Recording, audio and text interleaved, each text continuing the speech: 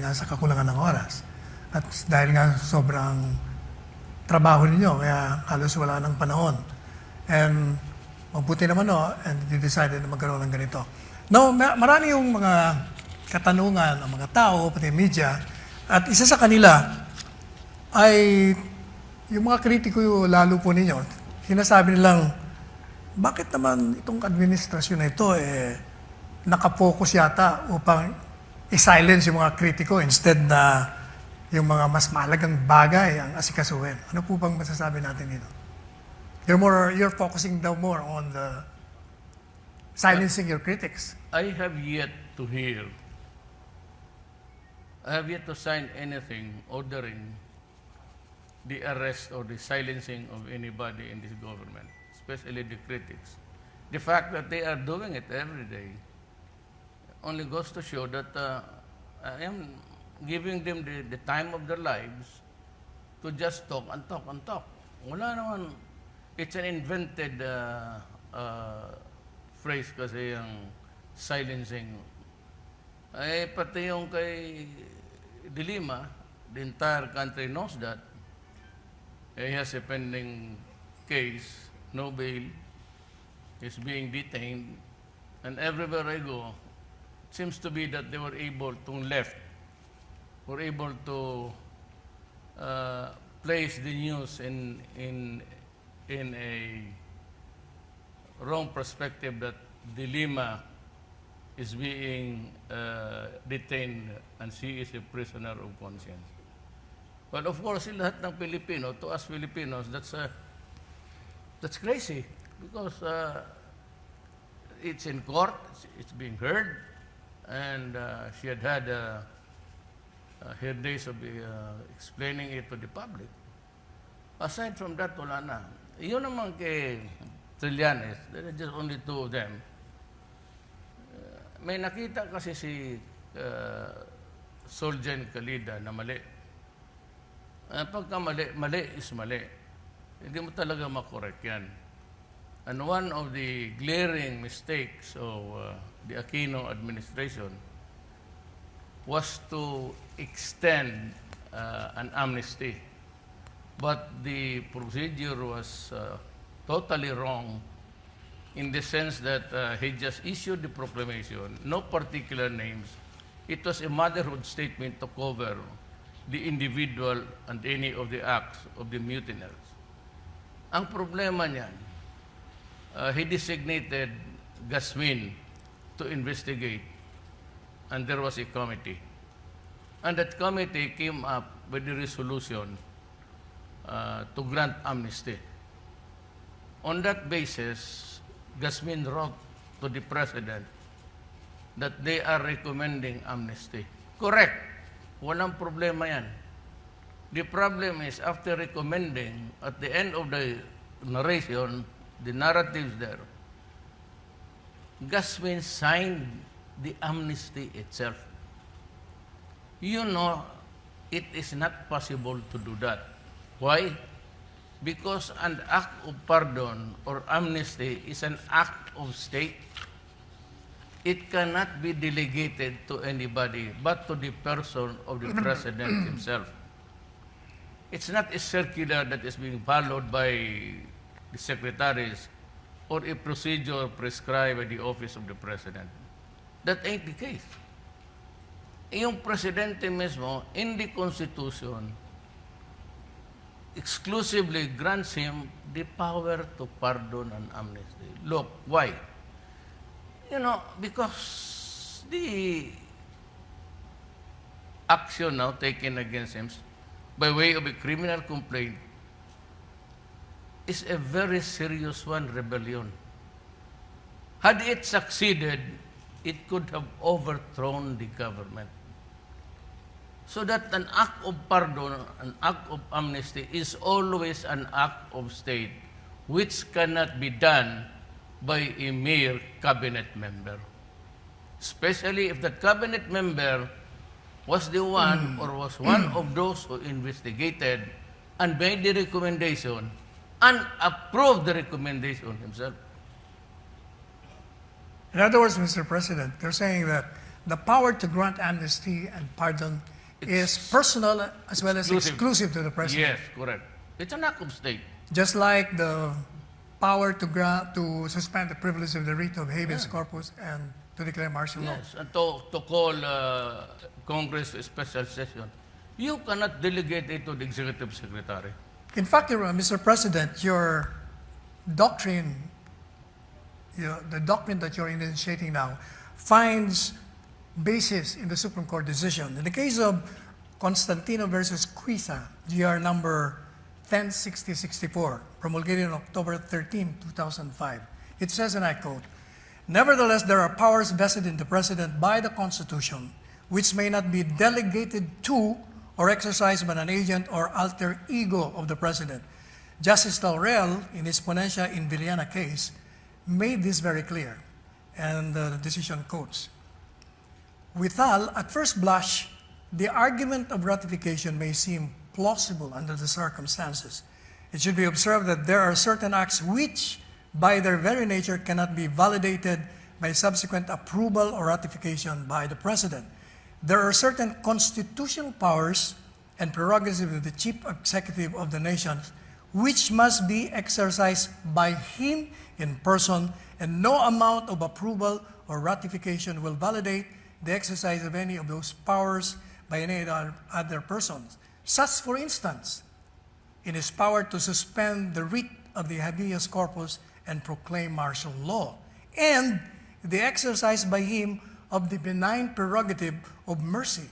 Now, in that decision of Constantino, Justice Art Panganiban made this doctrine. These distinctions hold true to this day. There are certain presidential powers which arise out of exceptional circumstances, and if exercised would involve the suspension of fundamental freedoms, or at least call for the supersedence of executive prerogatives over those exercised by equal branches of the government. The declaration of martial law, the suspension of the writ of habeas corpus, and the exercise of pardoning power, notwithstanding the judicial determination of guilt of the accused, all fall within this special class that demands the exclusive exercise by the President of the constitutionally vested power. The list is by no means exclusive, but there must be a showing that the executive power in question is of similar gravitas and exceptional import. Kaya yung po sinasabi nyo, merong justification. May ruling ang Korte Suprema. Hindi kaya na sinasabi ng mga abogado ng kabila, sabi nila, mali yung sinasabi ng mga abogado ni Presidente sapagkat pwedeng i-delegate yung power to grant amnesty. Maling-mali po sila ron. Ako ang nagsalita nung una niyan. I'm not saying that I claim exclusivity in the announcement. But I was thinking over the matter coming home. Sabi ko itong mga to, these are the powers that are granted to the President because they are supposed to fall in the category of an action by the state. Yung mga ganon na klase na hindi pwede mong ma-delegate yan. Even if the President is sick, he cannot wait, then you have to wait until he dies or somebody takes over. But you cannot delegate that power to a subordinate, an alter ego, because, I said, it is an exercise of state power. Meron nga may logic naman yung sinasabi ng Korte Suprema sapagkat yung pong power to declare martial law at saka suspension of the privilege involves the deprivation of freedoms, of rights. Right. Doon naman sa pardoning power, nagkaroon na ng determination yung isang branch ng government na guilty yan. Yet, i-overturn ninyo. Kaya tama ho yung sinasabi nila na hindi pa pwedeng i-delegate sa ibang tao. Nakita mo as serious as a rebellion. Had it succeeded, it could have caused government to overthrow. They could have overthrown government. So that's a very serious thing of pardoning a person who is out to destroy government. So it is by no means just a mere infraction of the law. It is as serious as the existence of the government itself. So when you are called upon to task and to answer for that, and if there's any pardoning or amnesty, may concurrence of Congress na. It could not be Gasmin concurring with Congress. That is what it amounts to. In the first place, there is no special power of attorney or authority or whatever that the President left it to Gasmin to do it all together in one. And to authorize him. To authorize him to investigate, I will concede to that. But the act of granting amnesty with Gasmin and Congress concurring is just above me. I don't know how to reconcile it. Yun ang problema doon. In other words, Mr. President, even assuming that Trillanes was compliant of the mandatory requirements of applying under oath, Wala na ako doon. wala pa rin doon sapagkat lumalabas ngayon na talagang nullity, complete nullity. I would rise and fall on the proposition that only the President himself physically doing the pardoning and granting the amnesty. In other words, yung pong rason nyo ay more on legal grounds. Hindi gaya yung sinasabi ng Kritiko na political daw yung naging dahilan. Constitutional mandate. Mabigat yan. So, pag if the Supreme Court would disagree with me, then that is a new development on jurisprudence and I would accept it. Pero ako, at first blush, any lawyer will always agree with me that that is personal and exclusive to the President of the Republic of the Philippines. Napunta naman po natin yung mga agam-agam ng taong bayan. Palaging, like yung critic nyo si Joe Masison, sinasabing kayo raw ay may sakit. Ano po bang masasabi nyo tungkol sa inyong kalusugan para marinig ng taong bayan ang inyong kasagutan dito? Alam mo, si Season, pati itong Magdalo, pati itong mga ayaw sa akin, yung talagang hindi tumanggap sa akin ever since the election. They have combined. And we have the evidence. And we have the conversation provided by a foreign country, sympathetic to us. We do not have that sophistication, but meron, and the connection will be shown maybe any day now. I ask that it be declassified at ipakita nila sa lahat. Nahihigop lahat eh. Alam nila yan. Nahihigop lahat. So they were in constant communication. So sa punto po ng kalusugan talagang malusog na malusog kayo, gaya ng nakikita ngayon ng taong bayan. Now, pagdating naman po dun sa binabanggit nyong Joe Masison, meron kayong binanggit po kasi na parang merong sabwatan o conspiracy doon sa tatlong grupo. They are. It might be a loose conspiracy, but they are into it. Sabay-sabay sila. Ang sinasabi ko lang sa sundalo sa Republika ng Pilipinas, just be careful. Just be careful na yung pagsagwatan ninyo dyan sa Magdalo. Because Magdalo is not all in agreement, yung membership, to destabilize or overthrow the government. Ako naman, I have stated my clear stand on the matter. If the armed forces think that I am not competent, that I am not qualified to be sitting here as president, I have discussed this matter with them in a command conference. Bahala kayo. Inyo. If you want another president, fine. I will not allow you to fight your own soldiers.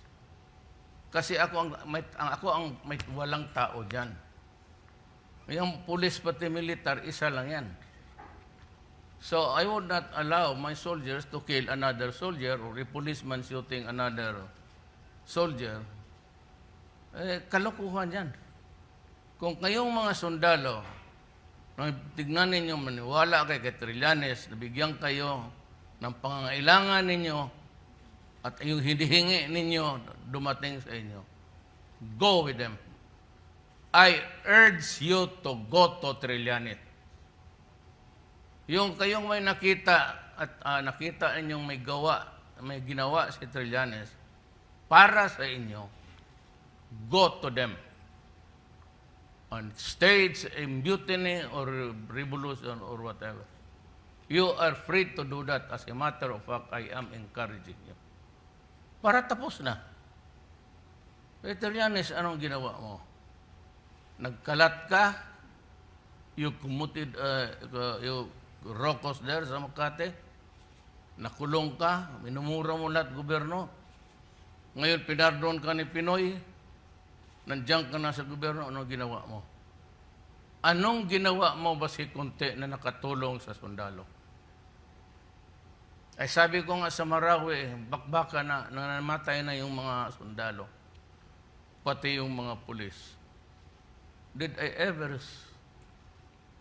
had the occasion to see you there? Wala nga kayo. Simpatiya lang yung inyo, yung fraternity, magdalo. But you never really cared for the poor soldier. Wala kayong. Ako, binigyan ko lahat ng firearms. Kasi wala nang fixed bayonet nga. Lahat ng sundalo, binigyan ko. Kasi in-Esparo ito, I'm giving you a fighting chance. And when I said I doubled the salary, I doubled it long before Marawi. It was a campaign promise. And I complied. Pero kung tingnan ninyo, mga sundalo, na mas mabuti si Trillanes pati si Aquino, please, kindly go to them and stage whatever you want to do. Pakita mo sa buong Pilipinas na kaya ninyo. Now, Mr. President, I am challenging Magdalo to start now.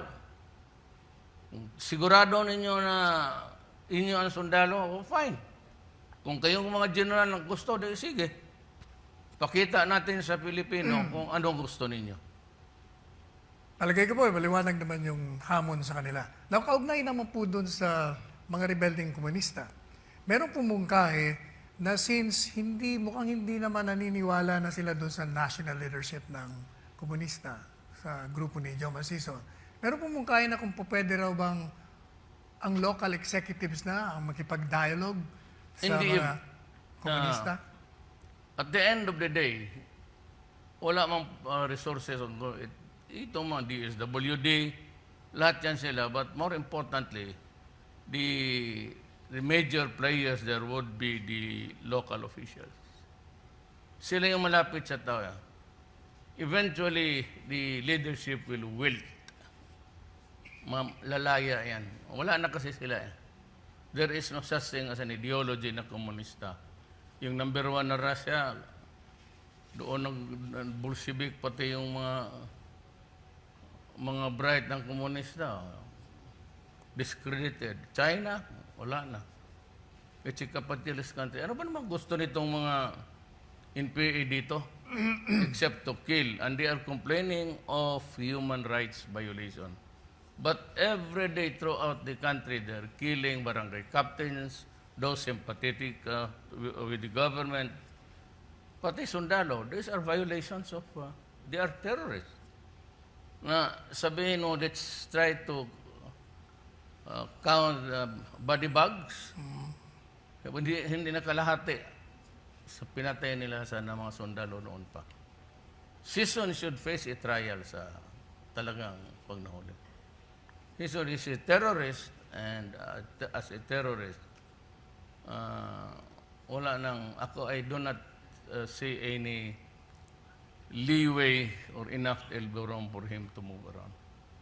Now, Ginoong Pangulo, daling ko naman po kayo sa sitwasyon sa Mindanao. Meron pong martial law doon. Ang tanong po ng maraming kritiko, yung bang deklarasyon ng martial law ay tumugon sa mga issues that brought about by the Muslim rebellion? Nakakatulong ba ito? It has lessened criminality by and large. And the only way to do that is to conduct a survey amongst the people of Mindanao. The political leaders, they can call them, may mga number man yung mga estasyon, maybe they can have conduct an interview. Or they can always ask their networks there to do the survey. Tingnan natin. Wala man akong problema, Sal. I mean, we can thrive on a war zone. We can survive on a controlled condition. Para sa akin, wala yan. Ngayon, it was the military because of the uprising sa Marawi. Marami namang namatay doon. Kaya that was the day that I was in Moscow negotiating to purchase more arms. But it was good that I was able to talk to President Putin last minute near the airport. It was somewhere in Georgia, and he called me that if I can wait for about 6 hours, he would be in Moscow. And just before I took off, I was given a chance, almost 1 hour. Ako, si Defense Secretary Lorenzana, pati si Cayetano, pati si Bong. Nag-usap kaming tatlo at sinabi, bibigay siya ng armas, libre, gratis. Basta against terrorism. Tanga. Kaya it came late because yung orders natin sa arms sa Amerika na stymie because a congressman and a senator spoke against it. Ngayon, yung last order natin ng Glock pistols, I was informed by Trust Trade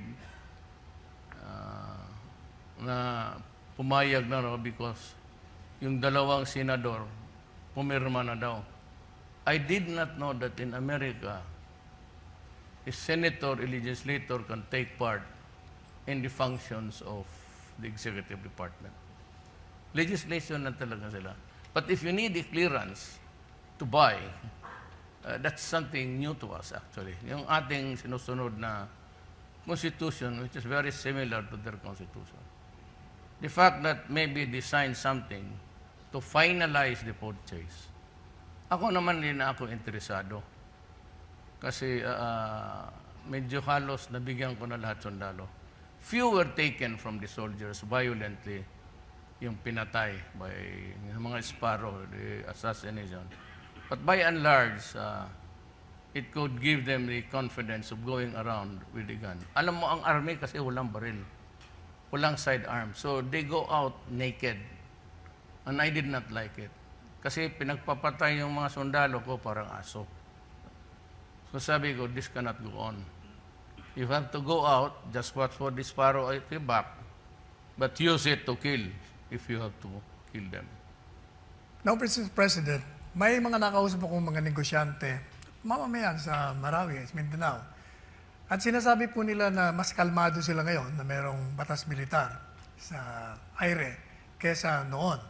Ang tanong ko po, to your personal knowledge, meron na po bang mga reklamo laban sa abuso ng militar? Not, I don't know. May mga checkpoint, but those are my orders. Na yung plain view, but if you are a suspect, you have to go down. Yung ordinaryong mamamayan ng daan, hindi naman kailang kalkalin mo lahat eh. But those who are suspected of transporting or traveling, escape, or are in the wanted list of the government, they have to go down. And that is my order, and I take full responsibility of it. Otherwise, walang ipin itong Marcelo. Yung pong sa Marawi, nasupil natin yung ISIS noon, terrorist group na yon. Pero kung meron hubang pagkakataon na umatake na naman sila, gaano kahanda ang pamahalaan upang sumpuin ito? Well, we are not without limits actually, Sal. We cannot guard even the longest coastline. Coastline yan per island kung bilangin mo yan. So it's the Philippines is very porous. From the Pacific or from the Sulu Sea down to China Sea, tapos paikot dito sa Taiwan. It's really a vulnerable alley there. It's a corridor where they can, yung Siabo, pati yung armas. My only lament there is that there was this importer who ordered EMS AK-74. That is a 5.56. You can use the NATO, ang sabi nila Armalite, 5.56, in the hands of plenty of AK-74s. And it added power to the communist. I would like to see this person prosecuted, not only for aiding the enemy, giving assistance, but it's an outright conspiracy. No, yung pong Bangsamoro Basic Law, matagal na ito'y pinaglaban ng mga advocates dito at ito'y natuloy na napirmahan nyo.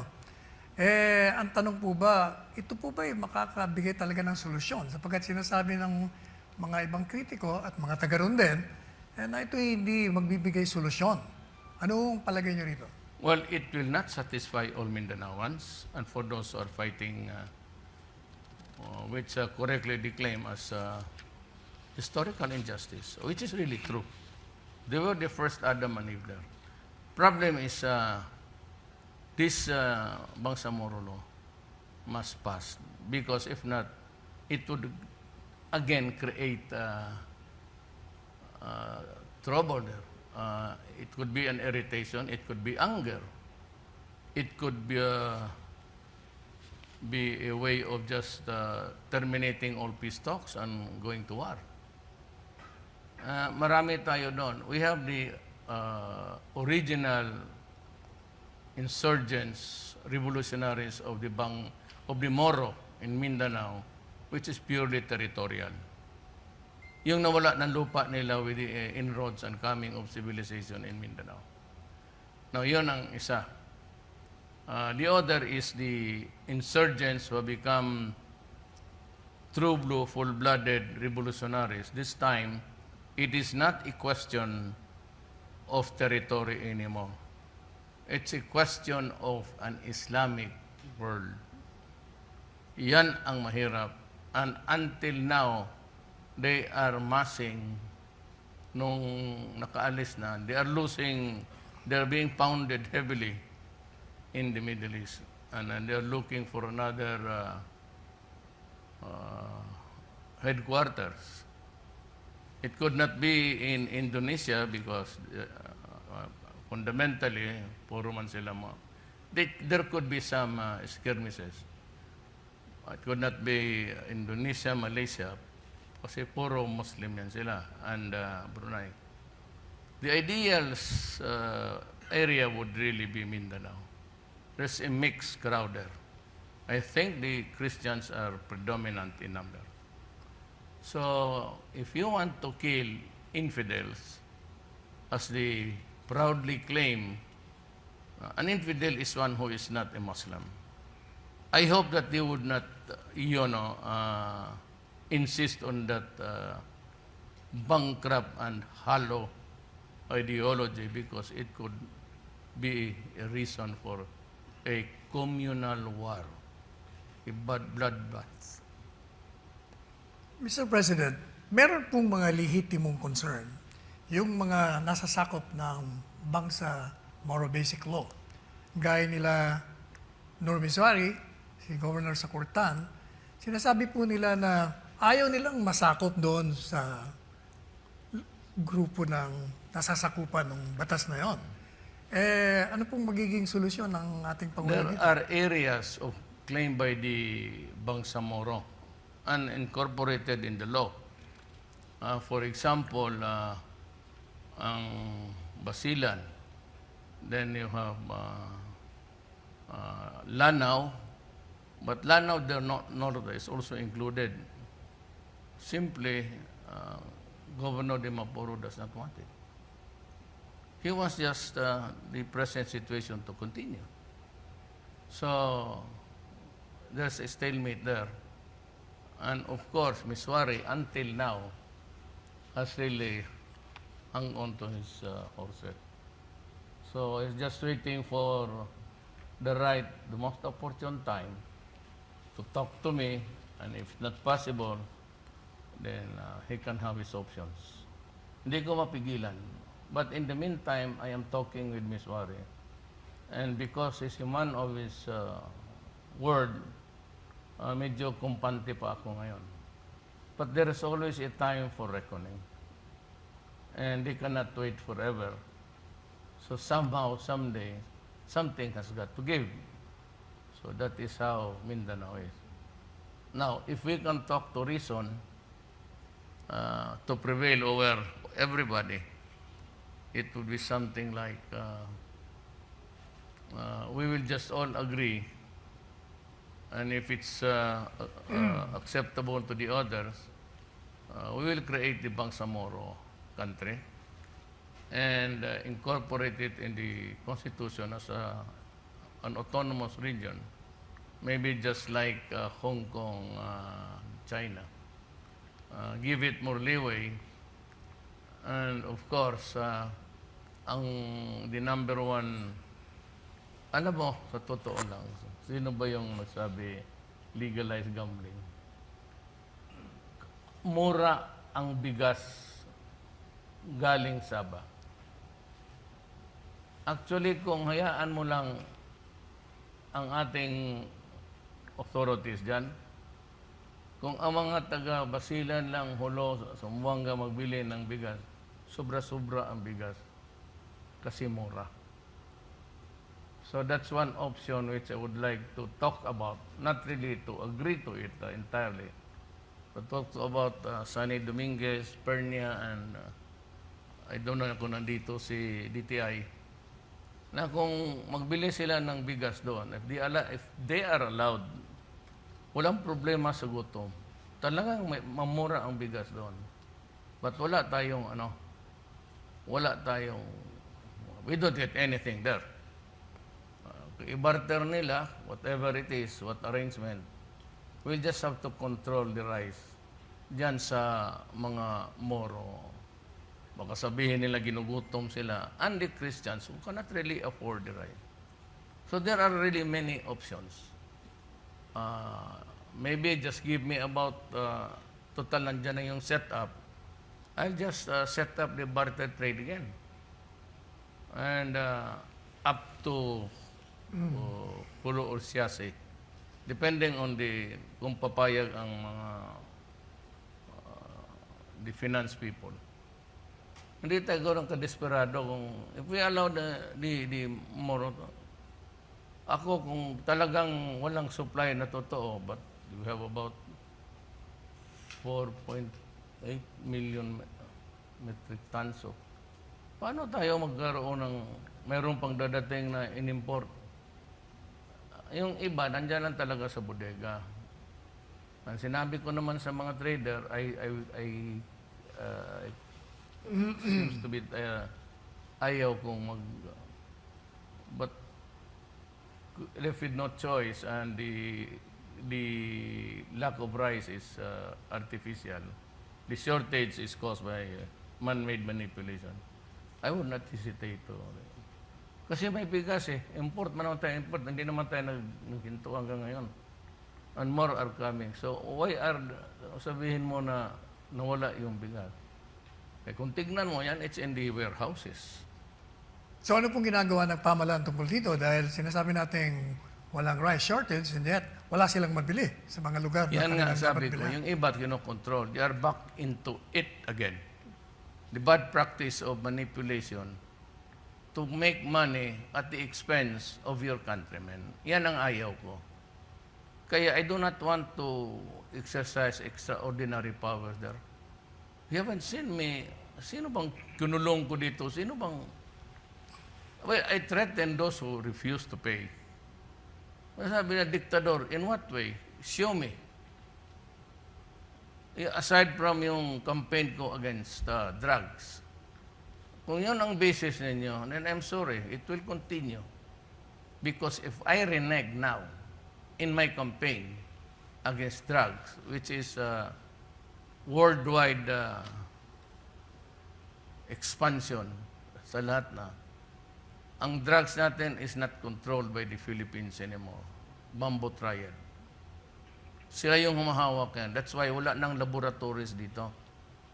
Alam nila papatayin talaga sila. Alam nila papatayin ko talaga sila. So they rely on yung tinatapon tapos lagyan ng GPS.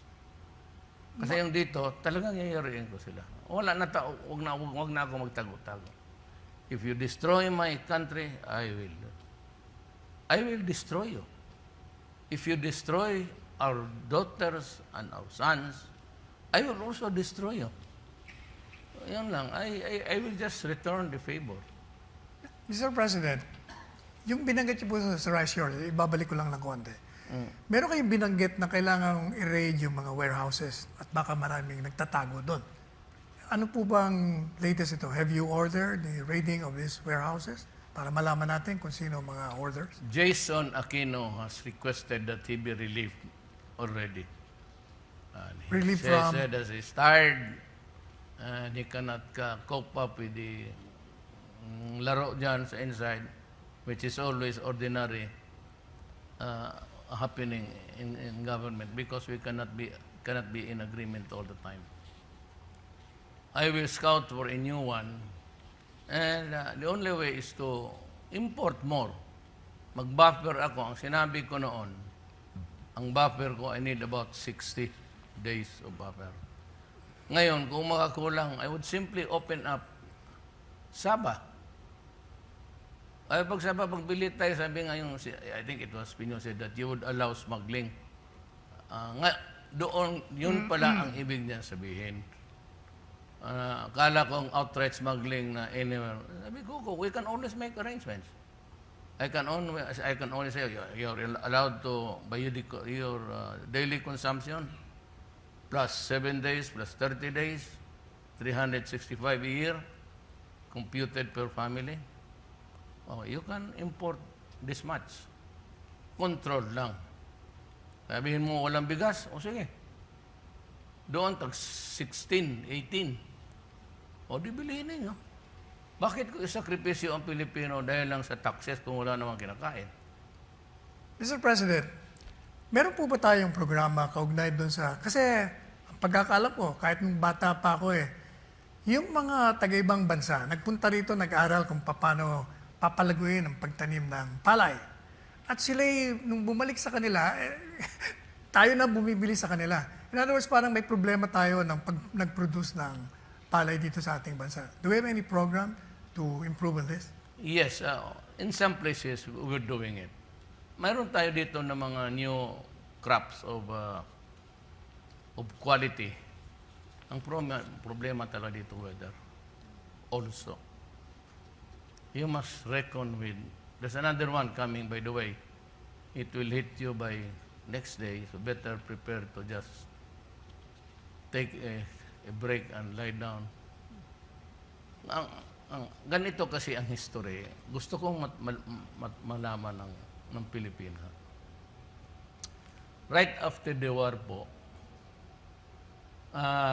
everybody was scrambling to rebuild their countries, their nations.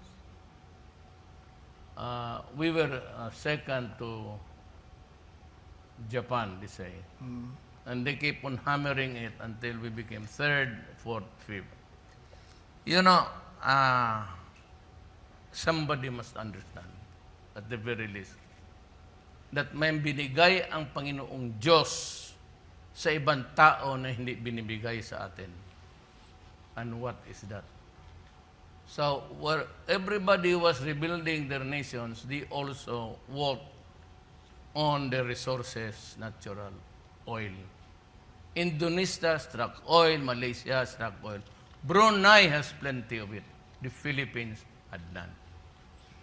So, yung langis, kita mo na pag-import ng langis, taas ang presyo ng gulay, taas ang presyo ng pagkain, taas ang presyo ng pamasahe. Kasi nga, yung may mga ibang bansa na binigyan ng Panginoong Diyos ng oil, which would, it's about 2/3 of our movement. Lahat makita mo sa lahat dito, puro oil yan.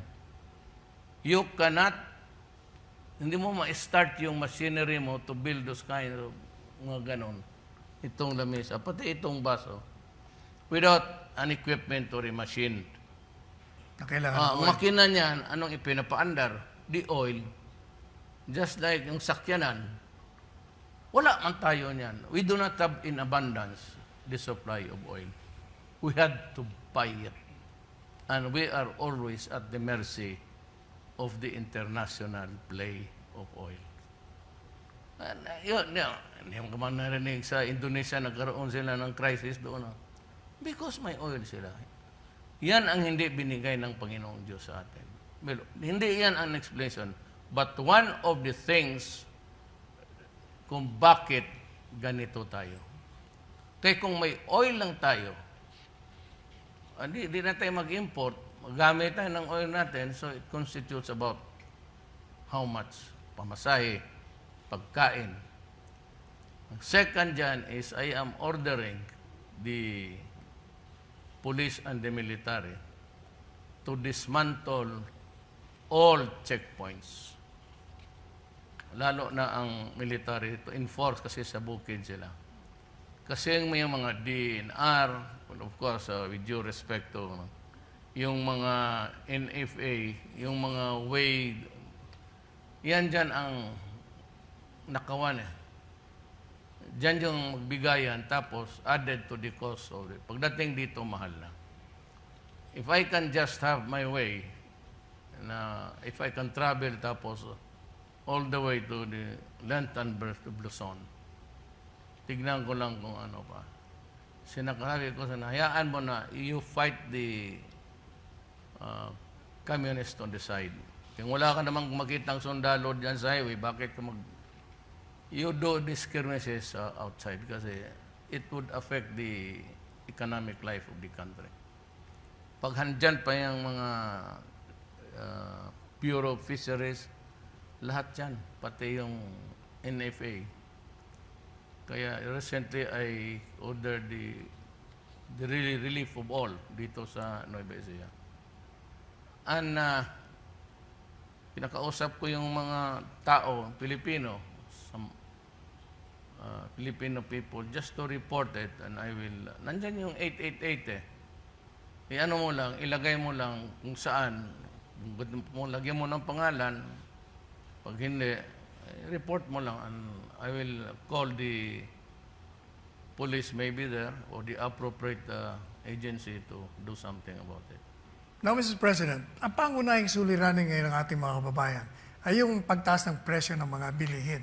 Talagang isang malaking dagok sa kanila yun. Sabi niyo po kanina, tayo walang langis dito, kaya napupwersa tayong magangkat. Tumaas po ang presyo ng langis, kaya nagkaroon ng reaksyon. Ang tanong po ng mga kababayan natin, ano po bang pwedeng gawin ng pamahalaan, maliban pa doon sa binanggit niyo kanina? Well, sabi ng mga economic managers natin, all throughout the year, except August, we were hitting 6+, 4+ lang on the average. Now, I am not denying, because everybody in this planet Earth is suffering. We have our own problems. We cannot escape that kind of thing about prices. It has not lowered any notch. Pataas ng pataas talaga yan. Pataas ng pataas. Taas ng inflation rate. At saka yung inflation rate medyo mataas. Now, as I said, the economic managers are working on it. We're having a conference, a cabinet meeting right after this. Then I'll have the chance also to ask questions. Yun lang ang maibig ko. Kaya nga yung Supreme Court ruling ngayon na ibinasura yung application ni Trillanes for a restraining order, hindi ko pa nga nabasa eh. But I just pointed out to you one outstanding feature which I think will spell the difference between who is right and who is wrong. And that is, wala na yung aking sa application and narration of guilt, except that even if it's perfect, si Gasmin, si Borges, kaibigan ko pa naman, Sir, this is not personal. I consider you a very good friend. Siya yung ng commission, nag-constitute ng commission. Tapos they investigated, then they recommended for amnesty, all. Tapos pati siya, he recommended to the President any cover letter, and then he signed it. He was actually protecting Aquino. And all the time sa lahat ng they were protecting Aquino. Now, Mr. President, ibalik ko po kayo dun sa rising prices.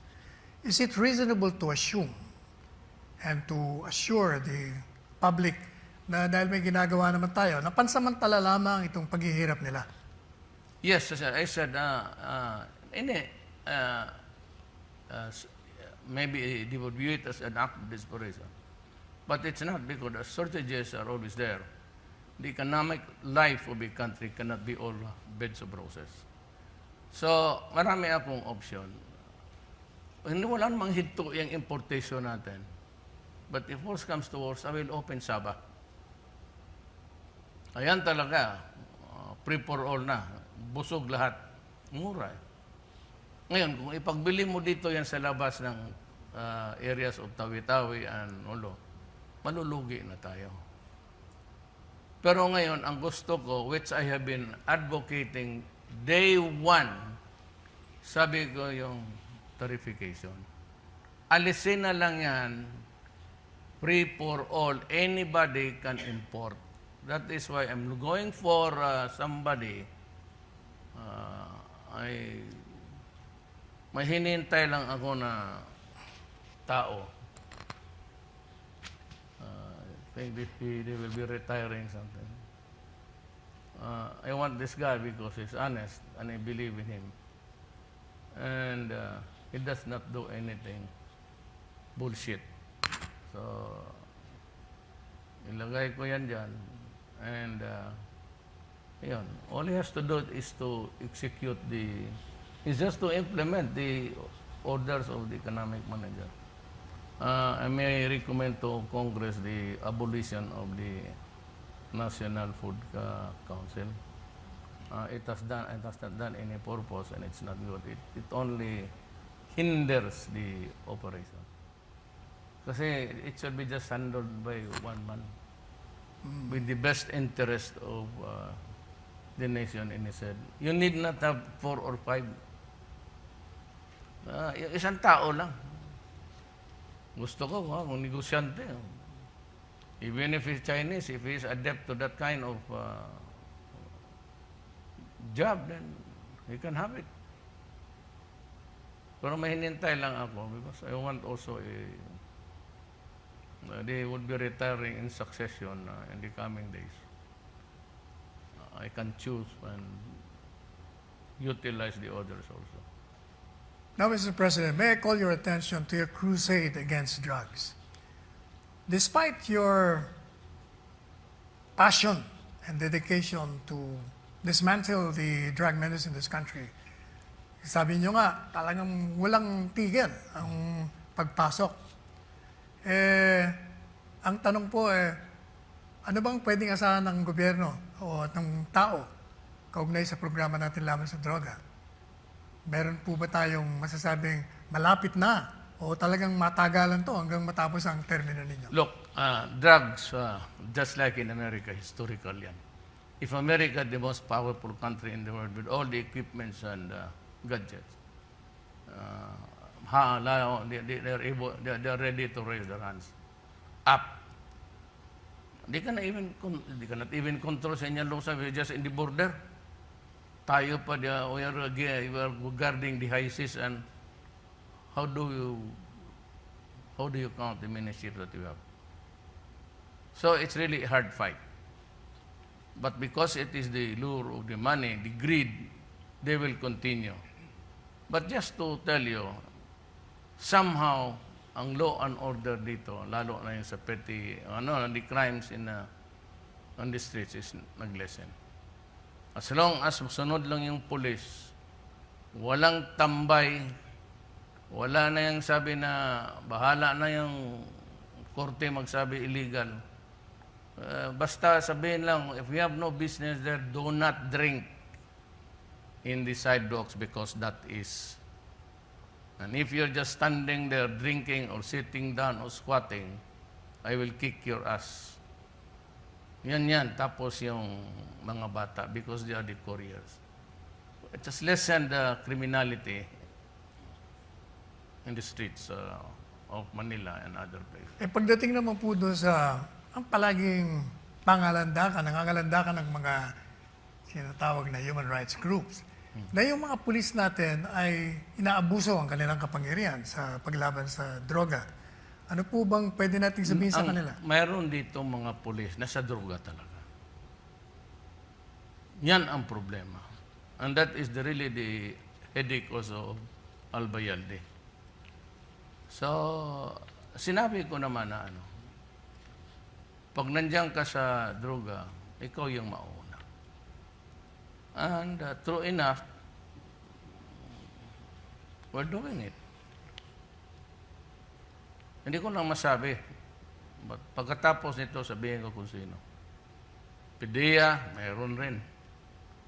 The head of an agency somewhere in the south of Manila. So where are they now? So they're dead. Sinabi ko sa inyo, huwag. Huwag na lang tayo magbulahan. Kasi yung report na dumadating sa akin, galing man din sa inyo. But we would know, ang una talaga is the lifestyle. Hindi makahintay. Kapitan ka, then suddenly you have a big house, a subdivision, 3 cars, like Trillanes. Maraming bahay, sekreto lang, maraming. And ang problema kay Trillanes is that he is crucifying Bongo for entering into business with government. And there was a time in the Navy's history. Kayong mga sundalo, believe mo kayo ng Trillanes, di punta na kayo doon. Ang tatay niya nasa serbisyo pa. Siya nasa serbisyo na, sundalo na siya. Ang transaction yung karamihang supply sa Navy, ang nanay niya. Kung ayaw niyo maniwala, tanungin niyo yung Navy. Na kung yan ang mga gusto ninyo na leader, I said, go Tono Trillanes.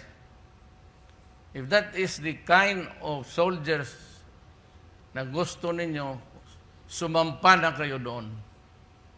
Kasi kung lahat kayo ganon, I will not sacrifice to serve the country na meron akong sundalo na ganon.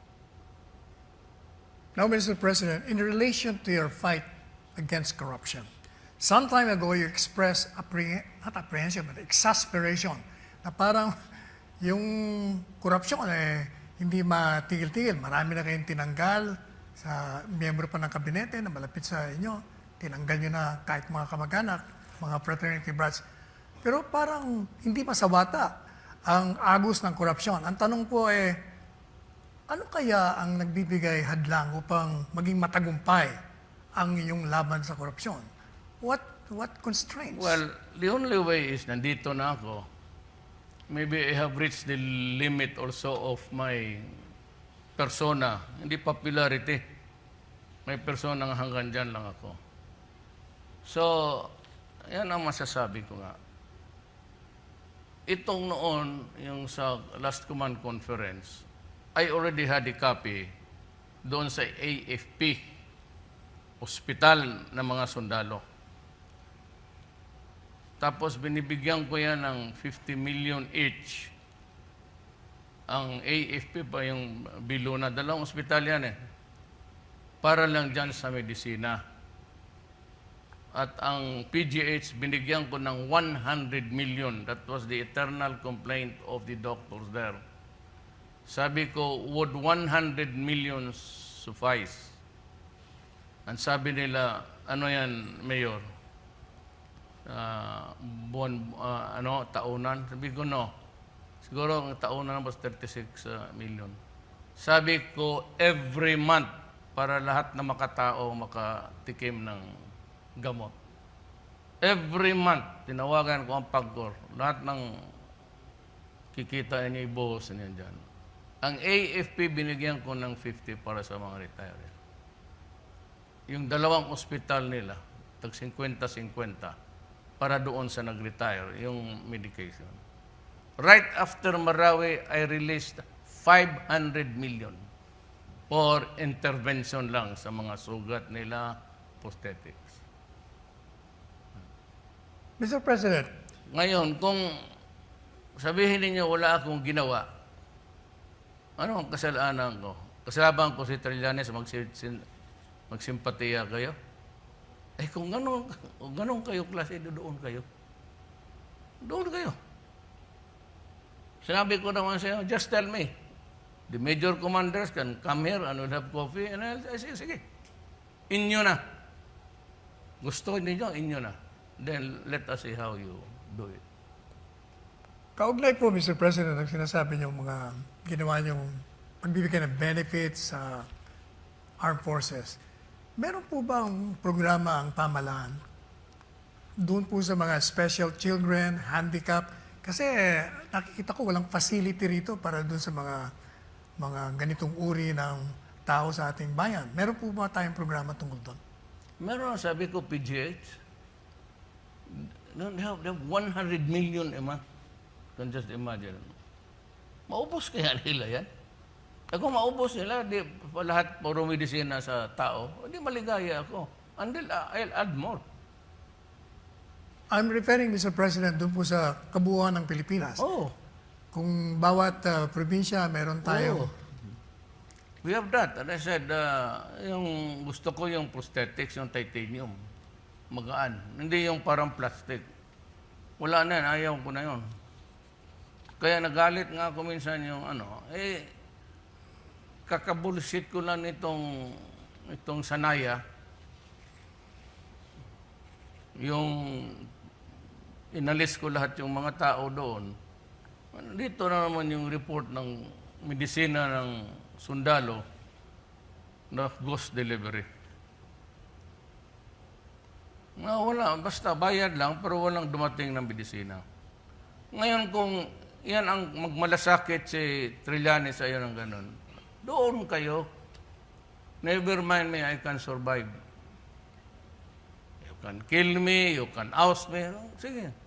Pakita ninyo sa taong Pilipino na mas marunong kayo. Kay Trillanes, alam ninyo, si simpatya ka dyan.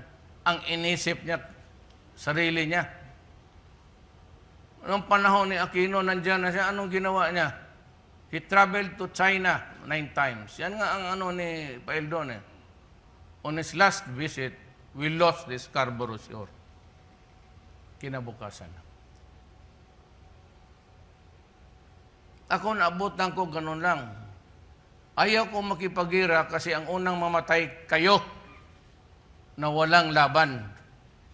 Kaya ako, lang muna. Istorya. Sabihin niyo, galit kayo, wala akong ginawa. O ngayon, kung magsabi ako, sige, punta tayo. Kasi puro matay, galit lahat. Ilang mababiyuda dito?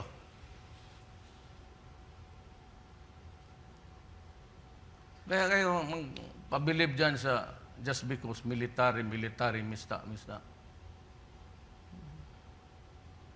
Alam mo, ang gumastos dyan, hindi mga mista ninyo, gumastos dyan, Pilipino. Magsimpatya kayo. Hindi na kayo nahiya.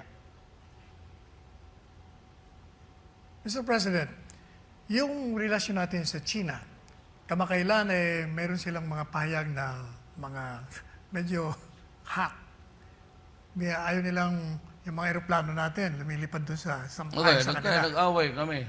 We had a little bit of hindi naman animosity. Kasi yung Navy, palapit doon, parang sinisigawan na, you Filipinos, you get that, you will be causing trouble. Samantalang, kaibigan tayo. Sa pakiusapan, total may claim tayo dyan. They know they are, in the eyes of the world, atin yan, hindi kanila. So the least that we can do, since I cannot make a move to remove them forcibly because I'll end up in a war, which we will be losing, wala talaga. Nag-ano lang ako muna. Kasi magsabi kay maniwala kay intriga niyang China siya. O sige, ngayon, kung magsabi ako, go tayo, mabubuhay kaya kayo? It will result in a slaughter. Pinag-isipan namin yan. Hindi lang ako, ang military sa cabinet ko. Baka sabihin ninyo, akin-akin lang yan. Mr. President, iwanan natin ang China sandali. Puntahan po natin punta sa yung Alaska. traffic. Yung traffic kasi, yun ang problema, malaking problema. Meron ba tayong programa para maibsan na ang Look. paghirap? Ang EDSA, right at the beginning, we raised the possibility of being granted emergency powers. Okay. Yun talaga. You cannot improve on things without money nowadays. That is accepted. Kada galaw mo, pera. Now, you want me to install some measures that would mitigate us at the very least.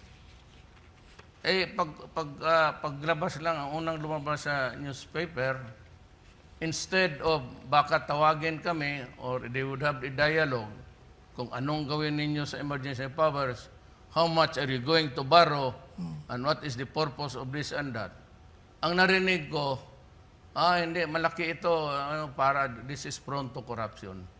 Sabi ko, wag na. Kung ganun lang naman ang tingin ninyo sa akin, di wag na tayong maghiram. Do not give me powers anymore. Just leave EDSA as it is.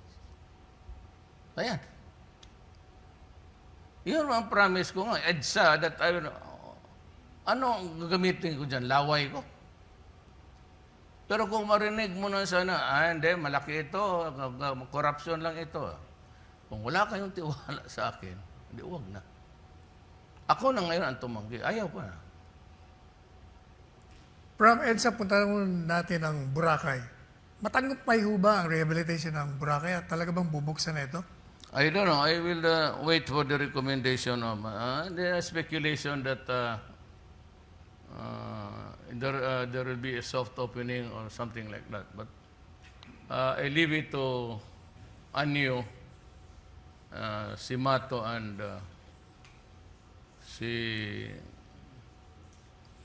sino itong sa tourism, si Berna. Sila naman mag-usap niyan. So, bahala na sila. They can vote on it. There are 3 of them voting. Voting to for the opening, fine. Ayun po, Mr. President, yung sa natural resources, yung sa mining natin, ano po bang you I express? have mining kasi. May pera rin yan para sa gobyerno. But one of these days, I would like to maybe ask everybody to take a ride. And you can see the lot of parang tansan sa bukid. Puro butas. Naawa ako sa bayan ko. Totoo lang. Kailangan natin ng pera. Pero kung maglipad ka ng Mindanao, especially sa Eastern, yung butas yung parang tapoy ng coke. Kikita mo sa taas, brown. Tapos yung siltation na hulog doon sa dagat. So it killed the marine life. Hanggang doon sa inabot ng siltation. Huling katanungan na lang po, Mr. President. Wag muna. Okay, meron pa po isang katanungan. Dito sa... May pinasang papel dyan. tigilan ko na raw eh. At meron pa cabinet meeting. Anyway, Payag ka rin utusan kanila. meron po akong katanungan na ito'y naririnig natin sa mga taong key players o gustong maging key player, hindi makapasok. Yung problema raw natin sa telecommunications, there appears to be a monopoly ng dalawang giant corporations. And according to this gustong pumasok, ito daw pong ating NTC, nag-i-impose ng maraming kondisyon na umaatras sila. Para bang ayaw nilang kayo maging matagumpay sa pagpasok ng third player. Ano po ba ang masasabi nyo? Sabi nga, December, I will maybe late early November, pag wala pa, I'll take over. Ilagay ko yan sa Office of President. And I will invite all dito, negosyante, and I will decide in front of them kung sino. Dito, I will. Give me your position papers. I'll read it. Give me about 30 minutes. Then I'll come back and would tell them now. I will decide. Yun na. At ibigay na yung linya. Ngan ayaw lang ibigay yung linya, sabi ko, kunin mo. Get it. I'll expropriate it. I'll pay you. But you wait until kingdom come. Total, originally, libre man yan. Bakit nagkaroon na ng mga costing? You bear the cost and you bear the burden. Ano pong status, Mr. President, ng pinarelease mo natin ngayon? Ganyan, teka muna, kasi yan ang problema talaga sa gobyerno. Kaya sa gobyerno, talagang papatayin ka. You know, I've been waiting for that decision, critical decision, until now. Wala. Di expropriate ko na lang. Sabi may ginasto sila, hindi ako magbayad. Why should I pay? It was given free. I was told. So why did you have to sell it to somebody and sell it again? What do you... How soon can we resolve this problem? I will resolve it by the late October and early October, November. By Christmas, alam na ng mga tao na sino yung third player. Hindi masyado rin ako because I'm worried about itong lowest bid, hausiyaw. I will select yung pinakamagandang record na walang breakdown. So what? Why should I buy the cheapest when gano'n lowest bid? Puro katarantaduhan yan. Maya-maya natutunaw na yung kurente. Let's say, wag na lang. I will choose the best. Yung pinakamahal and with the best track record in the business. Ayaw ko yung lowest bid. Nga gusto ko kuha ka, sabi ko dito. O sige, you decide for me. I will wait for your decision. Wala ako dyan tiwala sa kanon. Lowest bid, it always ends up in a disaster. Daling ko naman po kayo doon, pumasok tayo sa trend, yung trend law. Meron nagsasabi na isa ito sa mga dahilan kung bakit nagkakaroon ng problema ang ating ekonomiya. Meron nagmumungkahi na kung pwede, huwag mo nang i-implement. What are your thoughts about this? Alam, dapat malaman ng taong bayan that the only source of income, kung baga ako yung bayang Pilipino, ang source ng bulsa ko, kung saan ako, sa taxes. Yung buwis na kinokolekta ko. Hindi ako pwede dito sa central bank, utusan ko na mag-imprinta ng hanggang 1,000,000 sakong pera.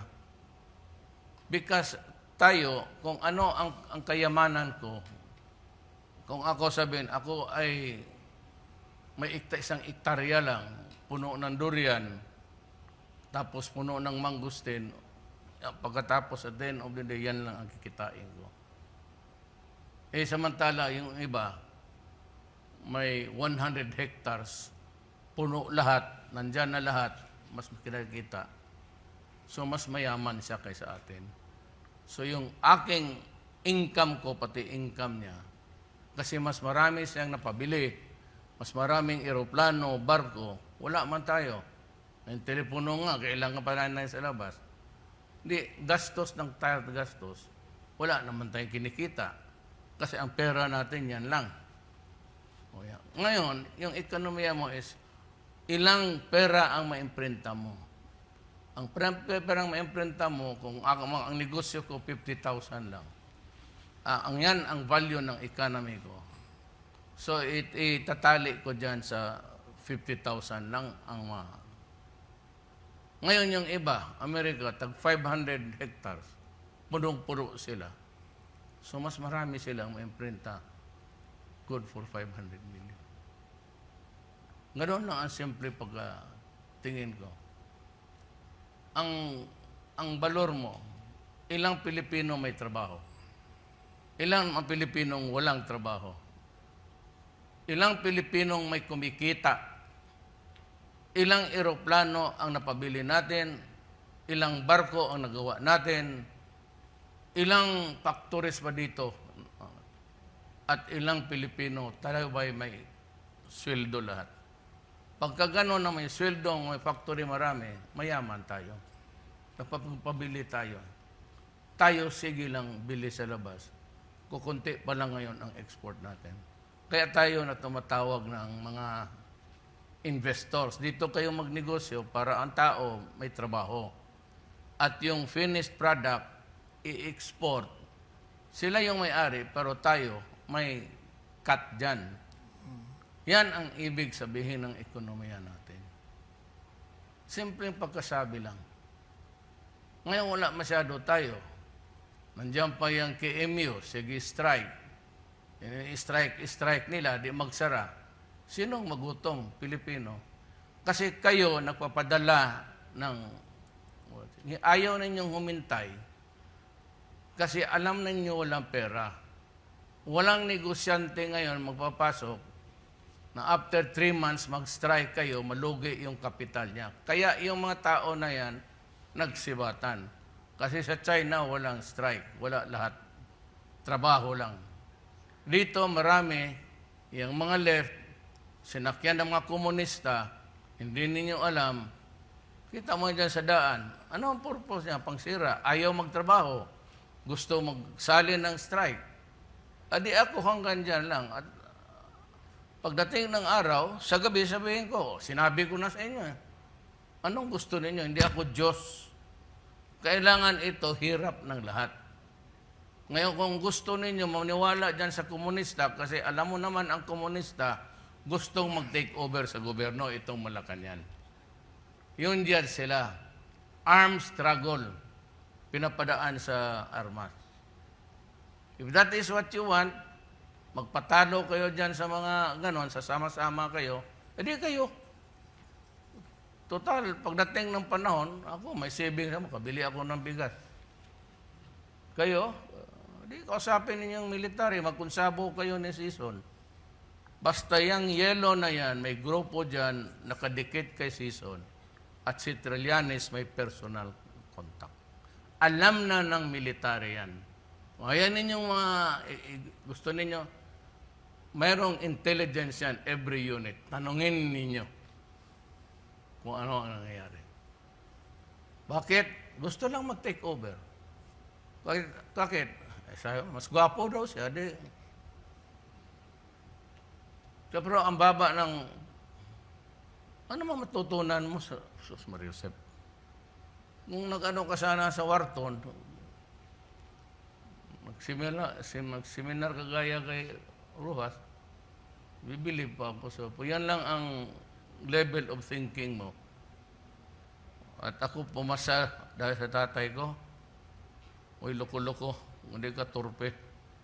I became a lawyer 20 years after my father's death. Hindi kagaya mo, tatay mo na dyan serbisyo, ang nanay mo nag-negosyo sa Navy. Dapat malaman yan.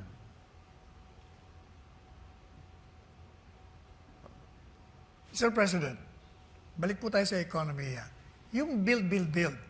Ano na po ba yung status nun? Kasi 2 years ago, excited ang lahat ng tao, maraming mga tatayo, may struktura, yung airport natin may problema. Ano na po ba ang status nun? Meron na bang Merong naumpisahan? iba, nagpapatuloy na. Yung iba naman, wala. Yung iba naman, kasi ecological questions. Kung gaya ka lang mag-reclaim ka ng the whole of... you know, it's easy to do that. Landfill lang yan punuin mo. The problem is, ang destruction sa marine life. Puno saan yung isda pupunta? Mamamatay yung marine life dyan So a lot of the marine life there would die. And they have to go further and further. Ang supply ng isda nga, yung kaya lang ng Pilipino, bagay, hindi naman ako kumakain ng baboy, ma-deplete. Sana yan sila mangisda. Ngayon, di doon na sa bandang China. Pag nahuli sila doon, it's not that easy really to. You have to maintain a balance there. Paano po yung problema natin sa airport? Nagkaroon lang ng crash ng isa na naapektuhan ang lahat ng mga pasahero at mga airlines. Yun, sana dapat may automatic plan A, plan B ang Clark. Tsaka ng isang lane na muna. Yung sa pasahero, dalawang lane man yan. Kung saan yung traffic, papasok sa umaga, buksan mo itong isang lane dito, pasalubong. Isang lane lang dito. Pero meron na po bang proyekto na maaaring isipin ng tao na, malapit na yan, mag-uumpisa na. Meron na po bang ganon? Oo. Yeah, na-award na eh. So how soon will Well, this project plenty. start? Ramon Ang is there. Yung consortium nila sa SM. Nakita ko maganda. Magkakaroon po ng bagong Pati airport? itong Sangli. Magkakaroon ng bagong airport tayo? Sa Sangli at saka sa Bulacan. Bulacan. Preparation dito, we were handling about 40 million na eh. So, another 5 years, or 39, going 40. By that time, 5 years from now, talagang masikip ng Manila. But EDSA will remain. Gano'n. Ngayon, ang rason dyan, gusto ko nga sana unahin. Kaya ako naghingi ng emergency powers kay Ramos, pati kay Core. Sabi naman nila sa Congress, oo, ilagyan sa kurakot. Sabi ko, kung ganon, wag na lang. So I never brought up the matter again. Ayaw ko na. If I prejudge, so what's the use? Ano naman po ang ginagawa ng Panguluhan kaugnay dito sa inyong advocacy ng federalism? Well, in the provinces, it's gaining ground. Kasi yung malayo talaga ng Maynila, historically, ang Maynila lang talaga ang pinakamaganda. Kasi binubuhos yung pera dito because it's a capital region, hindi na nga capital city. Pero yung mga, kasi marami ang mga mabibigat, bihira ka naman ng vice president, ngayon lang. Pero ako ngayon, ang sabi ko naman sa kanila, pati kay President Arroyo, ma'am, spread natin lahat, irrespective of the political color of the... Ayaw ko sa inyo, liberal yan, huwag yan. Gusto ko, sabi ko, pantay. Ratio and proportion. Ayaw ko. Isang beses na ako dumaan dito, ayaw ko mag-iwan ng istorya na hindi maganda. Total, presidente na lang rin ako, lahat na. Sabi ko nga, yung mga sundalo, nauna sila, maraming nainggit, pati maestra. Sabi ko, sundalo, dublado ang sweldo ninyo. Alam ko na yung, pagdating ng Marawi, nandoon na yung sweldo nila. We were trying to save the money to double the salary. Tingnan mo naman kung after Marawi pa ako pumunta tapos sabihin ko na mag-increase kayo ng sweldo. Di babarilin ako ng sundalo niyan. Kaya ako, I went there 9 times. I never saw Trillanes na makipag lang naman sa kapwa sundalo niya. Makapakain. Mabuti pa si Secretary Roque nagpunta doon, nagbigay ng hamburger. Distribute siya naman. Pakita. Baski pakitang tao lang. Pakitang tao lang naman talaga yan. Kasi magdala siya ng baril doon. Ako, pumunta ako doon, kinakausap ko yung mga tropa. At hindi ako nagpapalakas. No? Alam mo bakit? Sabihin ko sa military. Hindi ako nagpapalakas sa inyo. Kasi hinalal akong presidente. Ngayon, kayo, may mandate kayo to protect the people and preserve the nation. Gusto nyo sirain yan, okay lang. Panahon ko, okay lang. Yung lahat na sundalo na hindi believe sa akin, di doon kayo eh. Diyan, ano kayo sa Luneta, pagupit kayo lahat, magpapagong kayo. Mabuti. And that is a way of showing how you respect democracy. Now- You disagree, you do it that way. Good.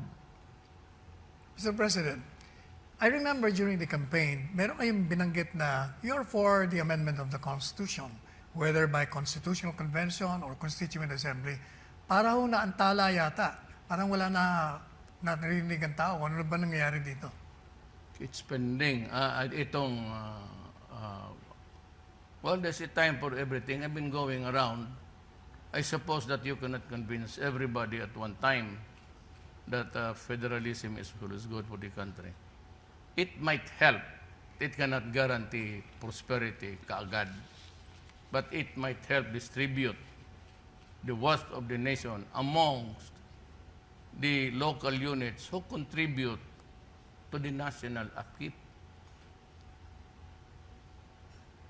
Now, 2 taon na po kayo at papunta na tayo sa pangatlong taon bilang Pangulo ng Bansa. Mari po bang ibahagi niyo sa amin kung meron kayong ano pang pagnanasa o desire o wish na makamit niyo upang maisagawa niyo ang lahat ng mga nasa sa isip niyo para sa interes ng bayan? 3 years left is too short. Ngayon, ang gusto ko ngayon, kung yan na lang ang natira, ang umpisahan, yun na lang ang tatapusin ko. And of course, itong discourse of drugs. I promise the people talagang tatapusin ko yan. Tatapusin ko yan. Maniwala ka. Tatapusan ko yan. Meron naman ho ba kayong regret during the 3 years na nandiyan kayo Wala. po? Wala. Congress has, well, not all but appropriately extended the help. Mayroon silang mga views na nirespeto ko. Ayaw na ibigay yung emergency powers. Gusto niya ayusin ang EDSA. Sabi ko, kung ang tingin niyo sa akin gano'n, wag na lang. Ayaw ko na rin. Ayaw ko na rin. Let it be done by somebody else. Somebody else's term, not mine. Ginoong Pangulo, nasa inyo po pagkakataon na ihayag ang inyong pang mga huling damdamin at pananalita sa ating mga kababayan. Ito nga ngayon, ito kay Trillanes, medyo may gulo-gulo. Alam mo, si Trillanes lang naman, diktador. Wala man akong ginawa na nagpakulong ako ng tao.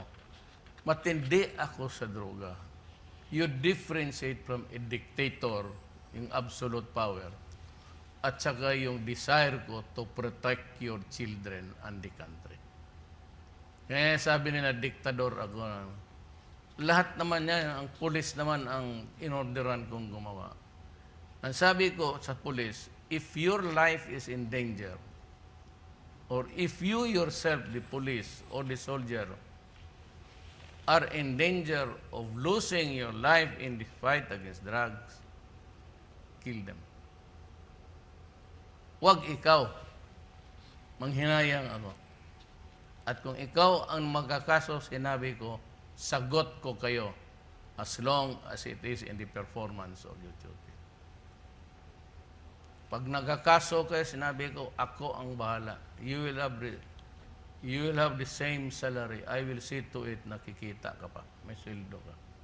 Naalala ko Maski po tuloy. suspendido ka na. Naalala po tuloy, Mr. President, yung sonnet speech nyo, nung nagdeklara kayo ng digmaan sa droga.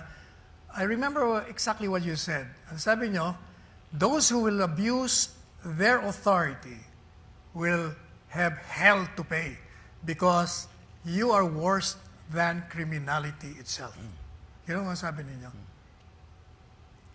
Lahat naman ng pulis na pabasok nung naabutan, patay man.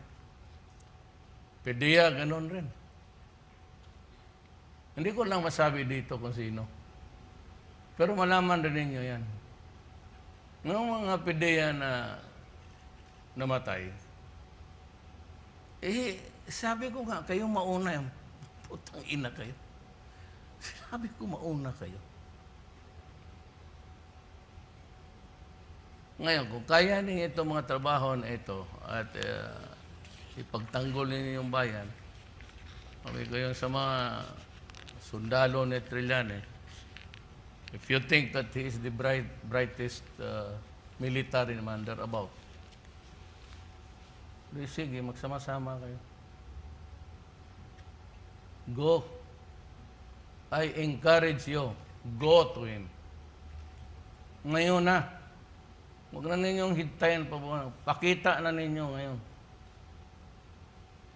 At si Trillanes naman dapat magpapagong rin. Kasi yung nagsimpatiya sa kanya, nagpapagong.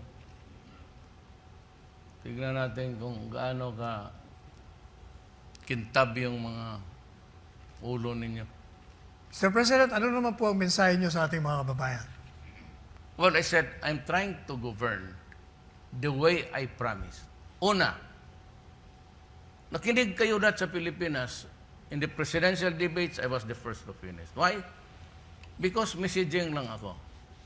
Every intermission, wala nga akong mga side propaganda. Sinabi ko sa inyo, I'll fight corruption. Ginagawa ko. Alam niyo yan. The latest na tinanggal ko, general ng army. Tapos sabi ko, droga. Talagang wala akong pinatawa dito. Alam ninyo yan. Basta mag-abot tayo sa isang kanto, yun na yun. Tapos sinabi ko sa inyo, hindi ako makialam sa transaksyon sa gobyerno. Walang papel sa akin na transaksyon sa gobyerno dumadating dito sa akin. Hanggang dyan lang yan sa cabinet member. It begins and ends with the cabinet member. Wala kang makitang pirma at ayaw ko. Kasi nga yan ang inanaw ko. Tapos sabi ko, I will talk to the enemies of the state para magkatuan kay payapaan. Inumpisahan ko sa NPA, walang nangyari. Pasensya. Talagang hindi katanggap-tanggap yung mga proposal nila. Tapos sa BBL, lumabas na. Si Normy Suarez, naghihintay lang mag-usap kami. Tapos sabi ko ako, hanggang trabaho lang ako. Korupsyon, wala kayong masabi, baski ngayon. Ni isang papel, ni isang resibo, wala akong pinirma. Ni hindi ako tumatanggap ng extra. Yung sweldo ko, diretso sa land bank, diretso sa pamilya ko. Wala akong extra perks. Representation, ganun wala. Libre sa akin, bahay pati pagkain. Yun ang akin. Nagtatrabaho lang po ako. At yung 5 promises ko, ginagawa ko, tinutupad ko talaga hanggang ngayon. Ano pang masabi ninyo sa akin? Nag-abuso ako kailan? Nagpatay ako ng tao. Marami, kriminal. Lumaban eh. Ano nga lang yung pulis ko, pati ng masundalo ko ang mamatay. Kung sabi mo, takutin ninyo ako na magkudita-kudita. Alam na ninyo sa command conference, sinabi ko na sa inyo. Hindi ako kailangan pilitin. Kung ayaw na ninyo, at tingin ninyo yung babae, si Leni, mas maganda, mas mahusay, di, tuloy ninyo eh. Sige. Hinahamon ko kayo. Talaga. Kasi sawa na ako yung takot-takot. Ayaw ko ng ganon. Gawin na ninyo para matapos na. Talo-talo, di wala. Tatalon ako dyan sa Pasig River. Lalangoy ako doon. Pauwi. Kung sabihin mo, takot-takutin mo ako. I am not. Di ba sinabi ko sa inyo, mga Pilipino, in this fight, itong 5, I'm willing to put at stake my life, my honor, and the presidency itself. Hindi ako nagsasalita ng gano'n. Kaya takot-takotin mo, pagupit dyan, Mario Joseph. Umpisahan na ninyo ngayon na. Huwag na ninyong patagalin. Yung plano ninyong mag-sabotage, gano'n, sa September 21, di gawain ninyo eh. Kasi wala sabi ng, yan, ang plano nila ngayon, kung hindi lang madala sa paputok-paputok, mag-assassinate. Kaligaya ko na lang mamatay sa kamay ninyo. At least, hindi mamatay sa sakit. Ano ba naman yung bala? Hindi ka umabot ng 1 segundo yung tiis mo dyan. O magkudita, magkudita kayo. With that parting statement, Mr. President, papasalamat po ako sa inyo sa pagkakataon na binigay niyo upang kayo makapanayam. At ang tamang bayan ay nagpapasalamat sa inyo rin sa pagbibigay daan ninyo rito upang makarating sa kanila ang inyong damdamin, ang inyong mga hinaing kung meron man, at ang inyong pasasalamat sa kanila. Marami po salamat. Basta mag-concert ka lang palagi. Salamat po, Mr. President.